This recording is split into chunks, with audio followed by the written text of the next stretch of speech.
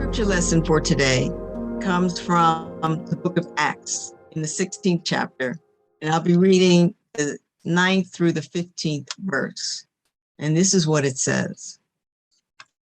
During the night, Paul had a vision, and there stood a man of Macedonia, pleading with him, saying, "Come over to Macedonia and help us." When he had seen the vision, we immediately tried to cross over to Macedonia, being convinced that God had called us to proclaim the good news to them.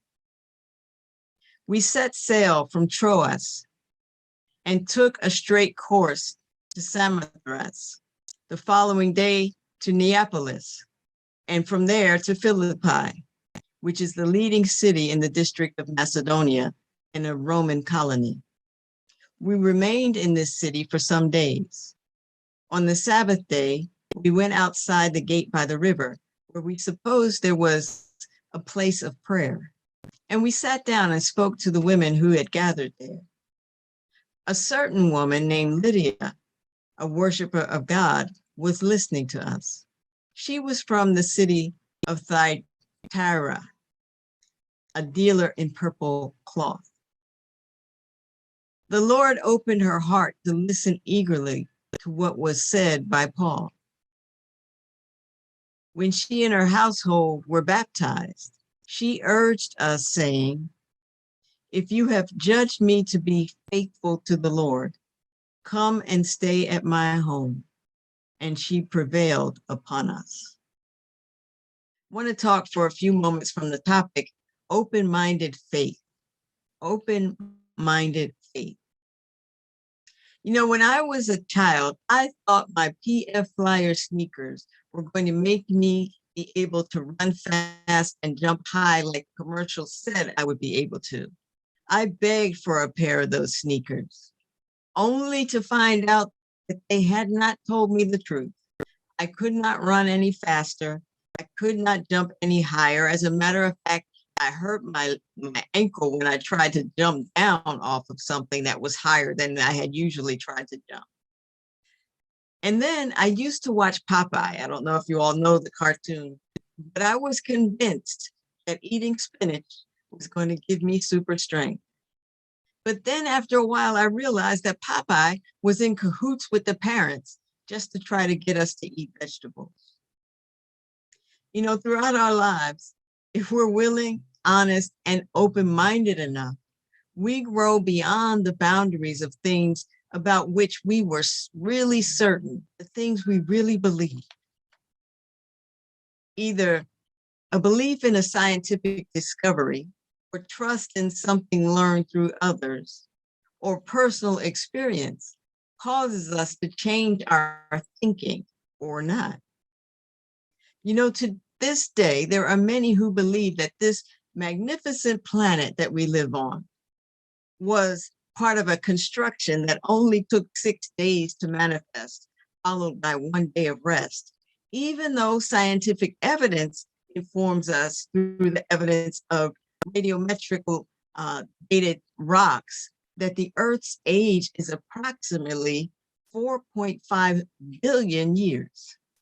Neanderthals appeared just 250,000 years ago. Now, this does not diminish God. It actually provides a basis for acknowledging just how great God is.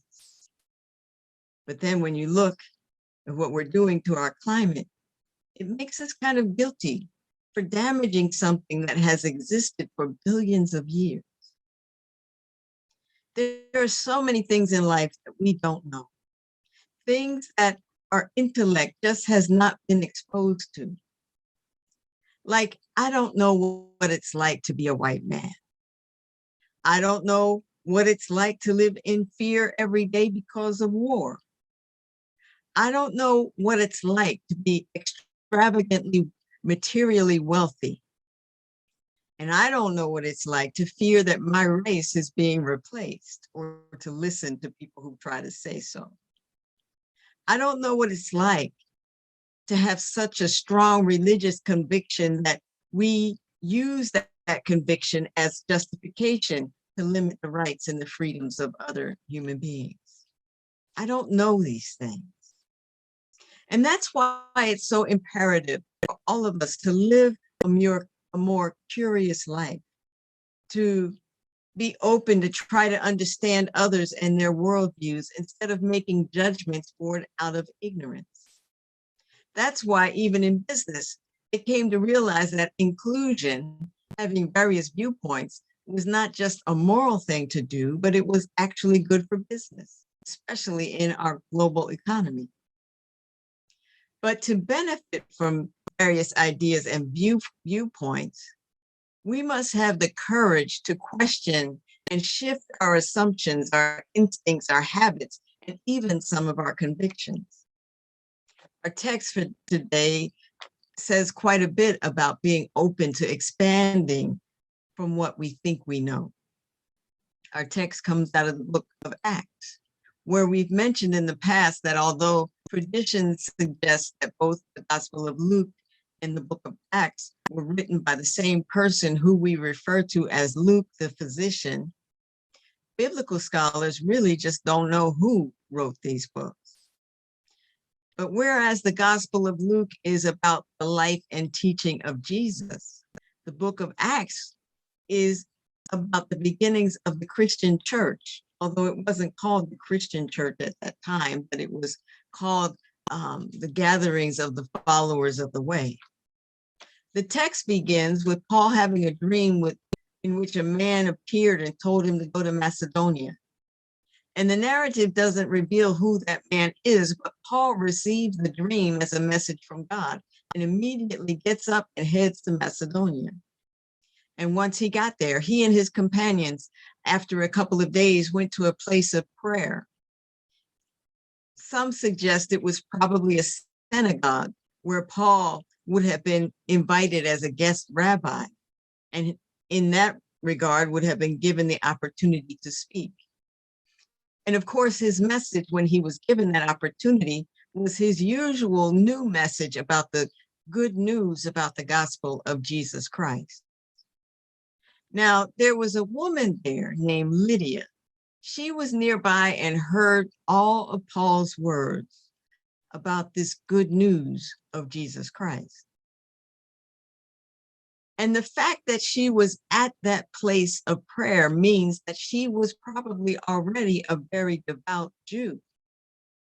But after hearing the gospel, she was changed. Her mind was renewed and she was baptized and became one of the followers of the way of Jesus, even to the point she invited Paul and his followers to come to her home. Now we have to remember when we look at a biblical text, we're looking at something that was written for a particular people in a particular social context. And Macedonia at this time would have been a place under the control of Rome, where there were many Jews with strict Jewish customs and a very patriarchal societal structure. But during that time, this writer who we call Luke wrote the narrative in such a way that it's a theological statement about how God would want our world to be. Luke's narrative world is a location where women were given greater prominence and independence in comparison to what was really happening in his social world. Lydia is a literary example of a theological conviction, which is that God's saving grace dismantles various social barriers that cultivate strife between people. Lydia is depicted as a self-sufficient and successful businesswoman. She had no problem engaging in conversation with a male religious leader. And there was no mention of a husband, nobody that she had to get permission from to have this conversation or to go to this place of prayer. Even when she invited Paul to come to her home, there's no mention that she got anybody's permission. So besides the social countercultural nature of the text, we can learn some very critical lessons from Lydia. She was a devout practicing Jew, but she was not theologically arrogant. She was theologically curious. And that openness and curiosity led to her being converted to become a follower of the way of Jesus. She was able to rethink her spiritual worldview by being open to the words of a man from a different region with words she had never heard. Because prior to hearing Paul, Lydia was ignorant of the way of Jesus. This week, I was reading a book titled Think Again. It's written by a man named Adam Grant. And in that book, he said, intelligence is usually seen as the ability to think and to learn. But in a rapidly changing world, there is another set of cognitive skills that might matter more: the ability to rethink and unlearn. In our lives, too many of us favor the comfort of conviction over the discomfort of doubt. We listen to opinions that make us feel good instead of ideas that make us think hard. Let me give you some of the shocking truth. And that truth is we are all ignorant of something. There are things we just don't know. But we ought to be able to take an example from Lydia. She positioned herself in a place where she was able to hear a new message instead of ignoring it or shooting it down immediately. She was able to process this new information and rethink her own theological view. And that's an area where some of us have some challenges. Let me share some examples of how our limited understanding and sometimes our egos block us from rethinking and growing. Some of us have heard and believed that salt water makes water boil quicker. Well, scientific evidence says it makes no difference. And then in some ways, it'll make the water boil slower. Some of us have thought for years that there were 3 wise men that went to go see the baby Jesus. But nowhere in the Bible does it say that there were 3 wise men. It says there were 3 gifts, but maybe there were others who didn't bring a gift, or maybe it was a group gift. We don't know, but it does not say 3 wise men. And how many of us were taught and believed for years that Pluto was a planet? And then science made us change our understanding. Adam and Eve. Many people say they ate an apple. The Bible doesn't say that. The Bible just says fruit. And for many years, most of us thought bats are blind. Well, the truth is, not only do they see, they also have a echolocation, which they use at night to get around. And I don't know about you, but I could use some echolocation when I'm trying to get from my bed to the bathroom and bump into the edge of the bed. For many of us, this is all new information. We thought we knew these things. Blind bats, Adam and Eve and an apple, 3 wise men. We thought we were sure of these things, but I hope you heard it and believed it and didn't just shut me down. I hope it invited you to take another look at things you thought you knew. Things change so rapidly these days. We must be willing to investigate and process new information.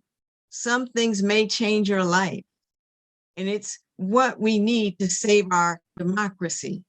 Actually, it's what we need so we won't be the one to destroy what began 4.5 billion years ago.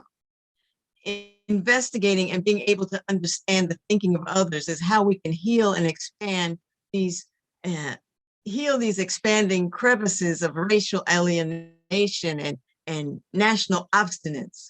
You know, it may be a long road, but it's the only road we have ahead of us. You can't legislate hate away. We must expand. No, we can't at this point in history contract into separate tribes. Like Lydia, we need to incorporate new information into our worldview and even into our religious convictions. This is hard work I'm talking about, because we're all comfortable in our tribes with people who think, look, and believe like us. But our future hope requires for us to change. In that book that I quoted, Think Again, the author suggested 30 practical takeaways from the book that can help in our rethinking process. But I only want to share 4 of them with you today. Number 1, he said, define your identity in terms of your values, not your opinions, which means don't get stuck in your past beliefs and don't put your identity into your past belief. That's where we start to fight with each other. Number 2, he said, beware of getting stranded at the summit of Mount Stupid, which means don't confuse confidence with competence.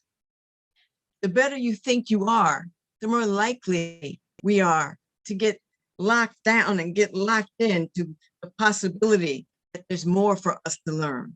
We won't be willing to learn because we think we know it already.